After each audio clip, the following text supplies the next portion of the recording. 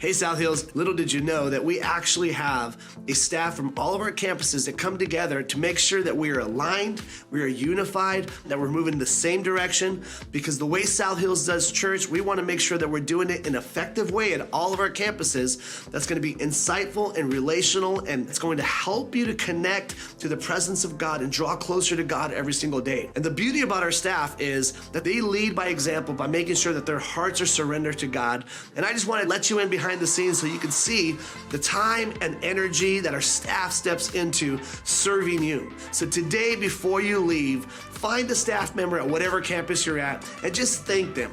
Thank them for all the work and all the hours and all the sacrifice that they put in to make sure that when you come to church, you're getting an amazing experience to follow God with all of your heart.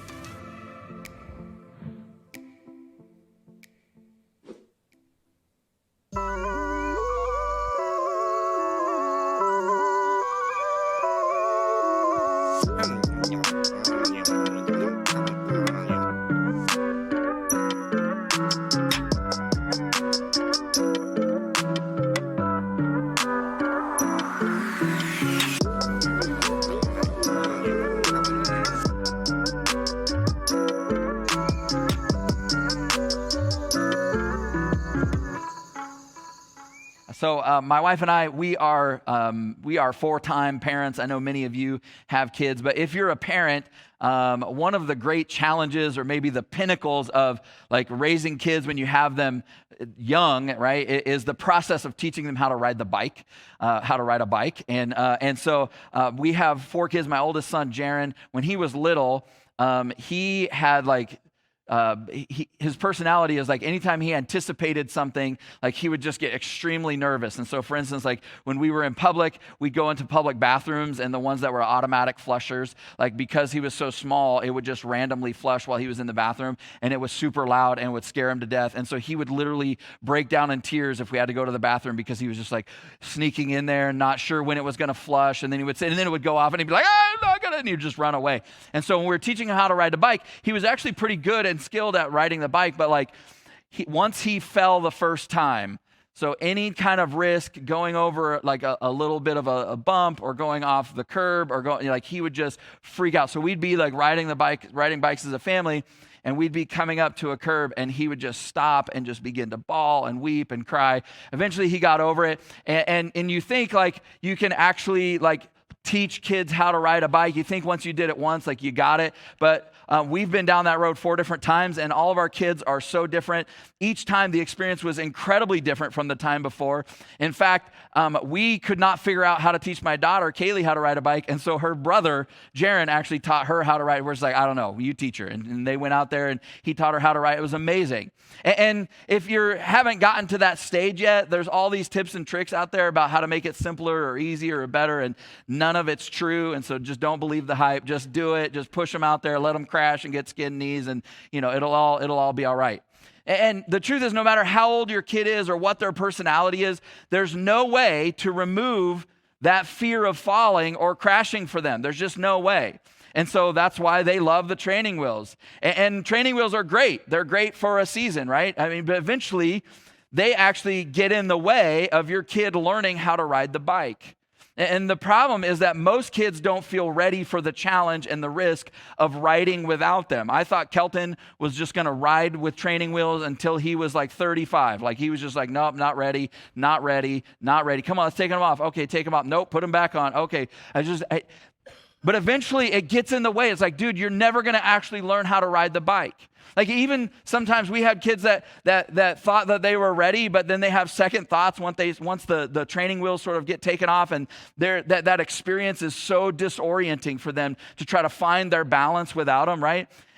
But that experience isn't unique to kids. That sense of being overwhelmed, that sense of like, oh, I'm not ready, that sense like you're forcing me to do something that maybe is uncomfortable, that feels like it's going to hurt, or feels like I'm in over my head, or I'm not prepared for.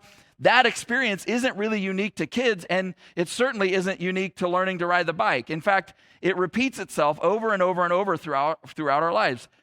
Like, have you ever had an experience where you stepped into a moment where even when you knew or you thought you knew what was coming, that once you were there, once you had stepped into that place, like you felt completely unprepared for and overwhelmed by just how challenging that experience turned out to be.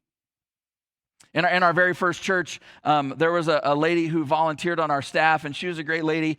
And she was like, hey, like, you're a good speaker, but I just don't think it's that hard. Like, she said that to me one time, and I was like, all right, well, I mean, let's give it a go, right? And then she gave it a go, and it was not, and then she was like, okay, never mind. Like, that was brutal and horrible, and I panicked, and just saying things without hyperventilating is difficult. And I was like, okay, so it's not as easy as it looks, right? Of course, we've all had those experiences where we thought we were prepared for something, or we thought we could do something, whether it was learning to drive or riding a horse or ice skating or riding a hoverboard, which is a mistake if you're past like 30, or riding a one wheel if you're over 30, or speaking in public, or leading a team, or parenting, or just taking on new roles and responsibilities at work. Even if you had practiced a little or you were prepared some, it can still be really stressful and scary and downright overwhelming. And it's one thing to get in over your head when it's your mistake, right? When it's something that you signed up for. But sometimes it's situations that somebody else put us in, because we all know what it feels like to be put in situations that we don't feel ready for. What's crazy is that we're often put in those places and those situations sometimes by people that we trusted, whether it was a parent or a teacher or a boss or a friend or a mentor. And what's worse is it turns out that they knew we weren't really ready, but we just needed to get in there and do it. They knew what we were stepping into. They knew that we would be overwhelmed and outmatched, but they also knew what was waiting for us on the other side of that experience. And it's only later, with the benefit of hindsight and looking back, that we actually have the clarity and the perspective to see what they saw and to know what they knew, which was those uncomfortable experiences, those uncomfortable challenges were exactly what we needed for our growth and our progression. Now, one of the things that's interesting and kind of funny when you read about the life of Jesus in the New Testament is that Jesus seemed to have this oversized assumption about the abilities and the capabilities of his disciples and his followers. And so they were always just kind of in situations where they just seemed off balance or off kilter. And they didn't know it, but Jesus knew he only had 3 years with them. And so he was constantly pushing them into situations that they didn't feel ready for, where they were in over their heads. And he did things and encouraged them to do things that kind of violated the religious norms that they had been taught their whole life. I mean, he talked to and touched and helped and healed people that he wasn't supposed to, whether it was people who were demon-possessed or tax collectors or people that were just on the fringes of society. And his followers, his closest disciples, they were all fishermen, but he would knowingly, a couple different times, send them into storms out on the sea where they were overwhelmed and terrified. There's a moment where he's got this massive crowd of over 5,000 people that are following him around, and they come and sit down, and he's teaching them all day, and they're hungry, and the disciples are hungry, and so they come, they're like, teacher, send everybody away to go get some food, and Jesus just looks at them and says, you guys feed them, and they're just like, what? Like, where are we going to get all the food? There were a couple different times, instead of them traveling with Jesus, the disciples, and him doing all the teaching and all the ministering to people, where he sent them off on like short-term assignments on their own to do their own thing. But both times he told them not to take any money with them, not to take any extra clothes, no belts, no extra shoes. He tells them, and then he's just like, yeah, and go out there, heal the sick, raise the dead, cleanse those who have leprosy, drive out demons. Like, you guys got it. Go do it. Go get it. Get to it, guys. I mean, super simple, right? So they're just like completely overmatched. And when you read these stories, it's no wonder that the disciples are just sort of flailing about, always putting their feet in their mouths, embarrassing themselves, and failing miserably over and over and over again. But maybe the biggest example of one of these, this is too big for us, we're not ready, moments came right after the resurrection, just as Jesus' time on earth was coming to an end. And in fact, it's the last recorded thing that Matthew said that Jesus said to his disciples.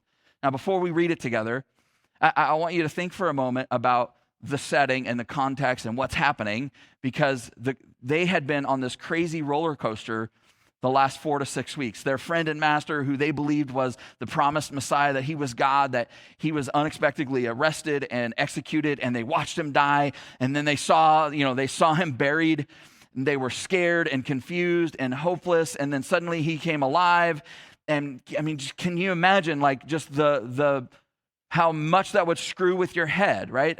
Like how much that will mess with your heart. So of course they're emotional and there's kind of spiritually all over the place. There's disbelief and wonder and joy and confusion and hope and fear and excitement. And they're, they don't know like what's next, like what does any of this mean? What do we do now? And so about a month after Jesus rises, after the month after the resurrection, Jesus arranges to meet with them one last time. And they're all still sort of a mess. And this is how it goes in Matthew chapter 28. Beginning with verse 16, it says this. It says, then the 11 disciples went to Galilee. Remember, there's only 11 now because one of them betrayed Jesus and then he committed suicide, Judas. It says, they went to the mountain where Jesus had told them to go. And when they saw him, they worshiped him, but some still had their doubts.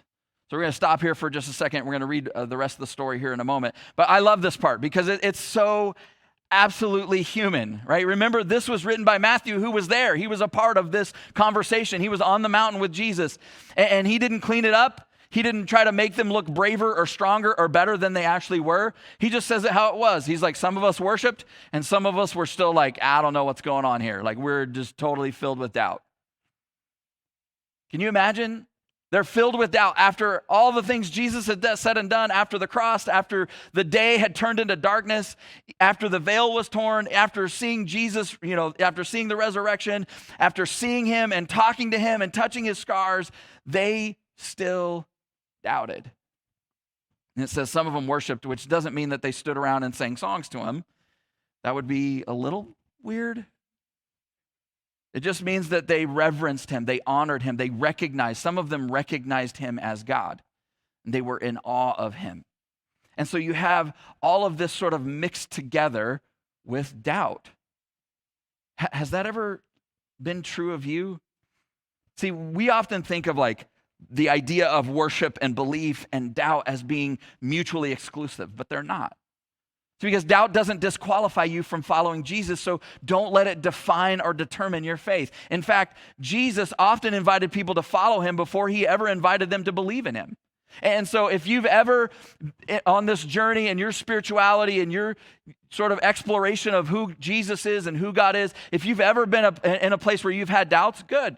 If you've ever had questions, good. Bring them all to Jesus and then follow him anyway. That's what the disciples did. So it's this sort of emotional moment of doubt-filled worship or worship-filled doubt, whichever one you want to think it is, that Jesus decides that now is the time to drop on them their biggest, most daunting assignment and challenge yet. And this is what he says in the very next verse. Then Jesus came to them and he said, all authority in heaven and on earth has been given to me, so you must go and make disciples of all nations. Baptize them in the name of the Father and of the Son and the Holy Spirit, and teach them to obey everything I've commanded you, and you can be sure that I am with you always, even to the very end. So this is definitely one of those moments where Jesus seems to be overestimating their abilities. I mean, after all, their recent track record wasn't great. Whether it was second-guessing him, doubting him, denying him, abandoning him. I mean, really, go and make disciples of all nations, the whole world, everybody on earth. That's kind of a massive assignment, right? But Jesus doesn't even blink. In fact, he uses the word all 3 or 4 times to drive home his point. He says, I have all authority. You go make disciples of all nations and teach them all the commands that I've ever given you. I mean, there's not a lot of like, I wonder what he meant by that, right? And so this may, this moment between Jesus and his disciples, this may be like mildly amusing and interesting, but what does it have to do with us? And that's where I think this conversation probably starts to get a little bit uncomfortable for us, because this is one of the most pivotal moments in the movement of Jesus, because it wasn't just an assignment that he was giving to those 11 followers who were there that day. This moment is known as the Great Commission. If you've been raised in church and never heard that, that's what these verses are. And this was the moment that sort of initiated it all. And he was speaking not just to the 11 that were there, he was speaking to everyone who would ever believe and follow him throughout all of history. And he was laying out what it means to be a part of this thing that he started. He was essentially saying, this is too good to keep to yourself. This thing that we've now started, this thing that I've done, this isn't just for you, this is for everyone. So the disciples who were there that day, they were just the first dominoes. And we know all of this because when you read the book of Acts and you read all of the rest of the New Testament, all of the other letters that were written to all the churches, like all of the other disciples and all of the followers who weren't there, all of the people who came after that moment, they all took it that way, that it wasn't just for those 11, this is for all of us, even decades and decades and decades later. In fact, when you read the New Testament, all of the language that came after Matthew chapter 20 make it very, very clear that we're included. We're all a part of that. And I know it sounds kind of ridiculous and really intimidating, but here's what I want to tell you this morning. We are God's big plan for how to change the world. We are his plan for bringing the message of his love and his sacrifice for humanity to all of humanity. And if you feel a little bit of like, well, I'm not part of that plan. If you feel a little bit of tension about that, if you feel a little pushback thinking like you can understand what the disciples were feeling in that moment. Like, whoa. I don't know what you're talking about, Jesus. Like, we were just literally hiding in a room before we came over here, afraid of what was going to happen. This is who do you think you are? Who do you think we are? This is way too big for us. We're not ready for this. I'm not qualified for this. These guys over here are still doubting whether or not you're actually real. Forget whether or not we can. I'm not sure I even want to sign up for that. And even if I did, I don't know all the things that I'm supposed to do, much less be able to tell somebody else or tell somebody else what they're supposed to do. How would we even go about getting started? But Jesus bypasses all of those feelings. He bypasses all of those doubts, all those objections. He doesn't answer any of those questions. He just gives the assignment, gives the command. It's like, yeah, you guys got this. Just go get it done. You may have noticed that Jesus didn't say, go into all the world and make Christians. He said, go and make disciples, which I think was part of the challenge and where some of the tension comes for us, right? I mean, that sounds really kind of spiritual and complicated. Because even if you're a church person or even if you're a believer or even if you're a follower of Jesus, you're like, I don't know if I'm a disciple. I believe in Jesus. I trust Jesus. So what does that even mean? Well, one of the original 12 described it this way, John, in 1 John chapter 2, verse 6. He just says, those who say they live in Christ, those who say they live in God, Christians, believers, should live their lives as Jesus did. This is the essence of following Jesus, of what it means to be a disciple, to live your life like Jesus. The goal isn't to follow a religion. The goal isn't to go to church more. The goal isn't even to know the right things to believe or all the right things. The goal is to live like Jesus. See, religion focuses on acting like if you just get all the blanks filled in right, when you get into heaven, you turn in your Scantron and they run it through the thing and boop, okay, yeah, you're in. But this is a completely different thing. This is actually us wrestling with what it looks like and how we go about to live our lives like Jesus lived. And that was the relationship between disciple and teacher, by the way. Is the disciples would look at the teacher and go, how would you handle this? What would you think about this? How would you respond in this situation? Because that's what I want to do. See, Christianity goes beyond believing what Jesus said to actually doing what Jesus did. And I think this is where there's always tension for us, because we only want to give God kind of the messed up parts of our lives for him to kind of forgive and clean up and heal and restore, but just leave the rest of me alone, God. I mean, I don't know about you, but I love the way that Jesus loved and lived. I love his mission and his message. I love that he did all of that for me, but that doesn't mean that I want to have to try to love that way and live like that too. But there's a reason that God set it all up this way. So I love cooking. Anybody love to cook? I love to cook. I'm one of those people that I love cooking and I hate cleaning up, and so I just make a giant mess. As you know, my wife cooks things and cleans them as she goes, and when she's done, the food's done and there's no mess. It's all cleaned. I'm not one of those people. I've occasionally gotten into random cooking shows. Our son, our oldest son, a few years ago, we were having a conversation, and he confused Gordon Ramsay with Dave Ramsay. And I'm like, well, one kind of yells at people about food, the other kind of yells at them about money. So I don't know. And it's just like, one's from Britain, one's from Tennessee. I don't know. But here's the thing. There's a difference between a cook and a chef. I maybe in a different life, in another opportunity, I'd love to have been a chef, but I'm just a cook. See, a cook takes what you've ordered and they use whatever ingredients they have to prepare the meal that you ordered. But a chef is different. A chef isn't going to make you what you ordered. A chef is going to make what they make, and then you get to order what they made, right? A chef is an artist. A chef is a creator. And a chef understands that the quality of the meal is completely connected to and dependent on the quality of the ingredients. See, I think oftentimes we want God to be a cook. God, here's all this thing, and I'm just going to place my order for what I want my life to be like. But God's not a cook. He's a chef. We often want God's future and the life that he created for us, but with our ingredients made our way. But God's going, I'm not a cook. I'm a chef. If you don't let me choose the ingredients, you can't hold me accountable for the meal. And by the way, this is really, really good news. Because in 1 Corinthians chapter 2, verse 9, it says this. It says, no eye has seen, no ear has heard, and no mind has even been able to imagine what God has prepared for those who love him. Because when you begin to love him, you start to gather the ingredients that he needs to make you a really incredible, beautiful life. In Ephesians chapter 3, verse 20, it says, with God's power working in us, God can do so much, much more than anything that we could ask or imagine with our lives. See, you can't even begin to think about or imagine the life that God has for you when you step into relationship with him. But it starts with us living like Jesus lived. And so maybe you're thinking, okay, fine, I can maybe get there. I get that. But following Jesus and living like he lived and being a disciple is challenging enough. And now we're supposed to just go make other disciples? Well, yeah. And here's why. The language that's used in the New Testament for being a disciple is the same language that's used in the New Testament for making disciples.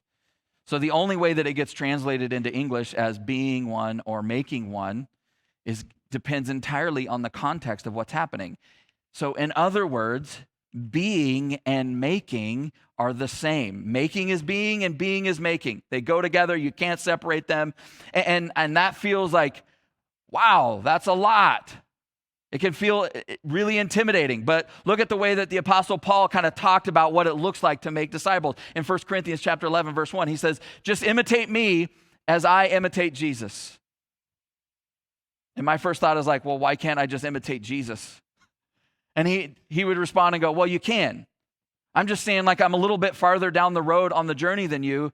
And so if you ever feel lost or stuck or you don't know what to do, you can actually just follow me. I'm not perfect. I don't always get it right, but I'm doing my best to follow Jesus, of living out and living out like he would live and following him. So the idea of like making disciples isn't like I become the teacher and you guys are all the students. No. It's us just as students going and finding other students and helping them become good students too. It's just one thirsty person telling another thirsty person where to find water. So all the pressure's off. We can just go love people and invite them into the incredible love and life of Jesus. See, at the end of the day, God's strategy for changing the world is one life, one family, one neighborhood at a time. It's you and it's me. It's us. He has no plan B. He has no backup plan. It's us. We're it. And I know that's a lot. I feel that too. You probably don't feel ready. I don't feel ready. You don't feel qualified. I'm certainly not qualified. But Jesus seemed to think that we could do it. So then the question just becomes, well, where do we start? What does that look like? What does this even mean? Well, for starters, one of the things I'll just say is that it's as simple as just sharing your God story. So in Luke chapter 8, Jesus is traveling and he travels with his disciples and they end up across the lake in this area that he doesn't go to very often. And this guy is just crazy out of his mind, demon possessed. He's running around naked, terrorizing the village. And and terrorizing, everybody around. And Jesus goes and confronts him and heals him, and he's in his right mind and gets dressed. That's the first thing that happens. And after all of that, the guy's like, and Jesus and his disciples are leaving, and the guy's like, I want to go with you. And Jesus is like, no, you need to go back to your family. You need to go back to your village. And there's this sense of like, well, what am I going to say? What am I going to do? And Jesus says, go and tell what you know. Go and tell what God has done for you. Just go tell what you know.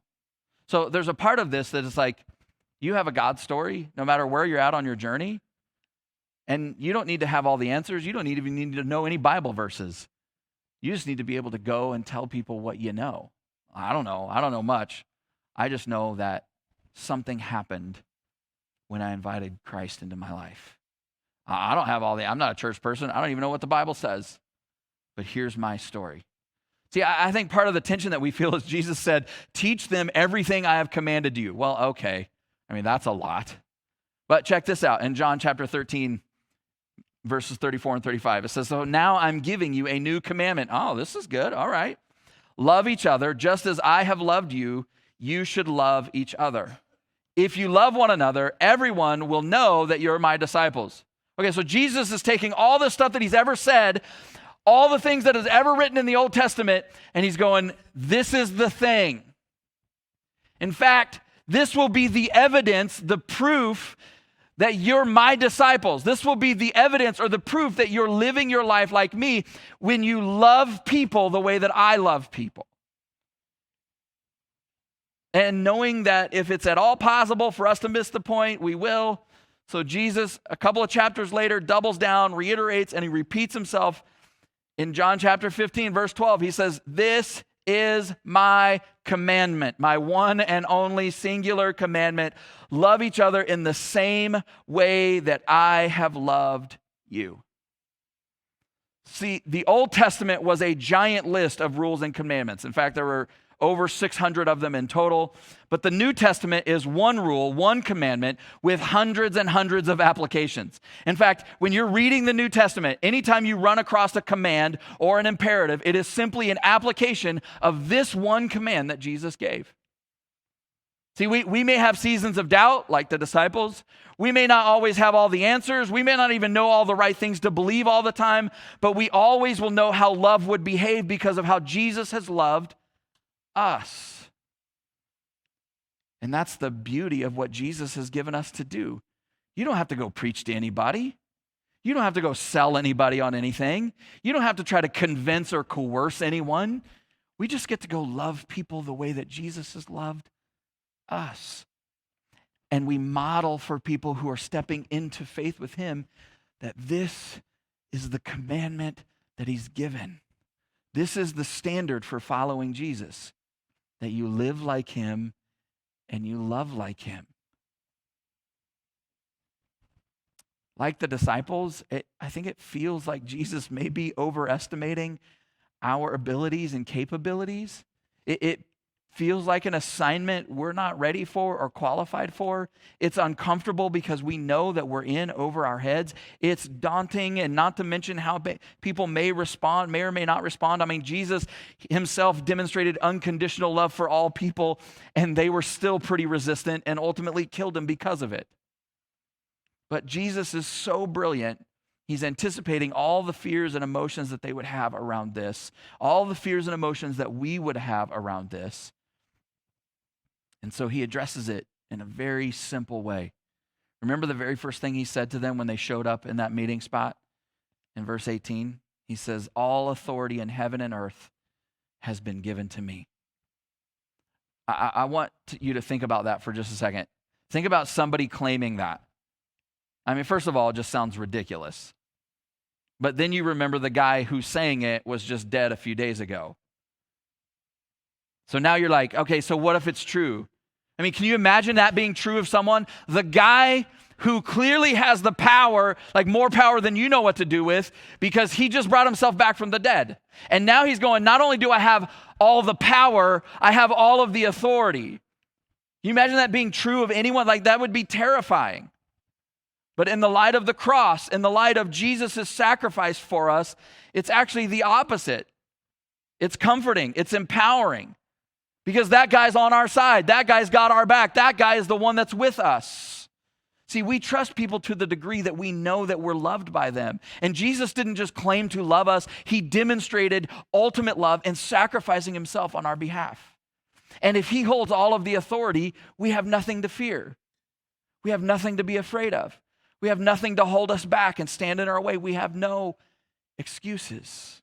And then the very last words of this little segment that Jesus had and that Matthew records in verse 20, he says, and you can be sure that I'm with you always to the very end.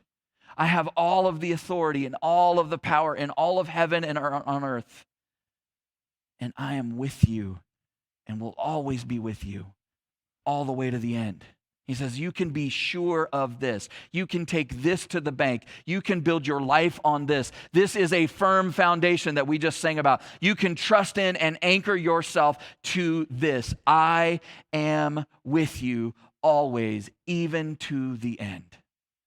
The one with all the power, the one with all the authority, the one who loves you the most, the one who sacrificed himself for you. He will never fail you, never leave you, never abandon you. He will always, always, always be with you. So, yeah, like go and make disciples of all nations. Yeah, that's a big assignment. Maybe the biggest. It's certainly the most important one. And if the thought of that just feels like, I never even considered that I might be swept up into that, and now it's uncomfortable, right? If you feel unqualified or inadequate, you're in really good company, because so did they. Even as Jesus was speaking, Matthew says, some of us doubted.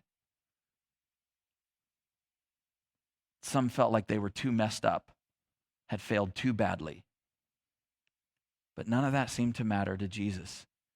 He seemed to believe that this was exactly what they needed to grow and progress in their life, in their faith, and to become all that God created them to be. And Jesus seemed to believe that armed with his love, that they, all of us, are exactly what the world needs. So I wonder for you this morning, who's around you that you can just sit down and share a little bit of your God story with? You don't got to recruit them. You don't got to sell them. You don't got to win them. Jesus wins everybody to himself. We don't got to win anybody. But you can share your story. You can love them like Jesus loves them. You're not going to do this perfectly. They didn't do it perfectly.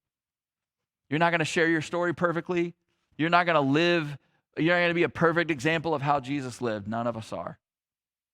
But we can begin to love people like him and live like him and share our God story like him and begin to invite people to join us in the journey. So, who's in your orbit? Is it a neighbor, a friend, a family member? I know in our culture, like we bristle at being sold. Don't sell anybody anything. I am the worst salesman on planet Earth. Anytime I've ever had a job where I had to sell something, I open by apologizing. I'm so sorry. I know you don't want this, but I got to make a living. I don't want to sell anything to anybody, but I know what Jesus has done in my life. And I can very imperfectly make a run at trying to love people like he loved them. We can all do that. And when we do, the world begins to change around us. See, the way we make disciples of all nations, the way we love the entire world is by loving our world, by loving the people right around us. Let's pray together. God, thank you for the challenge Lord, you are always in our journey of faith, inviting us to take steps, nudging us into places that we probably wouldn't go naturally on our own. But because you love us, almost like a loving father or mother, you take us by the hand, and knowing that we're going to be scared, knowing that we're probably going to be a little bit comfortable and selfish, and we don't like to be made uncomfortable. But you challenge us and push us into things that are good for us, that are necessary for our growth, for our faith, for our progress and our spiritual journey. Lord, all of us in this room, or almost all of us, have some sort of God story. We're all at different places on that spectrum and on that journey, but God, all of us, maybe some of us are just right at the beginning, and so our God story is just like, look, I don't even know if I believe this, but I know this. I know how I feel when I go to this place on Sundays. I don't even know if all this stuff is true, but I know it's building into my family and my life. And then some of us, God, who have just been overwhelmed by your love, know that we've been made clean and made new.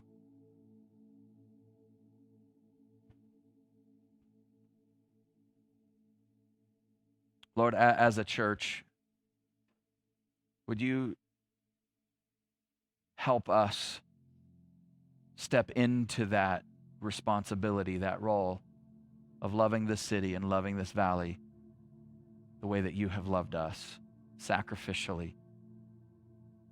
At times, God, that means that we stand up and say hard things that are truthful, but are seasoned with grace and love. At times, that means, God, that we just remain silent and sacrifice ourselves on behalf of others. At times, Lord, it looks different, but it's always full of grace and truth. That love always puts the other person first. Lord, would you make us into that church? Would you help us become that kind of an army? We're going to do it imperfect, but we want to be a force like that in this valley. So for those, God, that maybe don't know you, I pray that today would be a day where they take that step. For those of us, God, that maybe have moved into that place, but we've never really seen ourselves as a disciple, and we certainly haven't seen ourselves in a role of being responsible for making more. And there's all kinds of reasons for that, God, but would you just come alongside of us and know that you, the one with all the power and all the authority, is with us. And we can just invite people to follow us, to experience your love, and to have their lives changed by the one who started it all. Thank you for your love and grace. In your name we pray. Amen.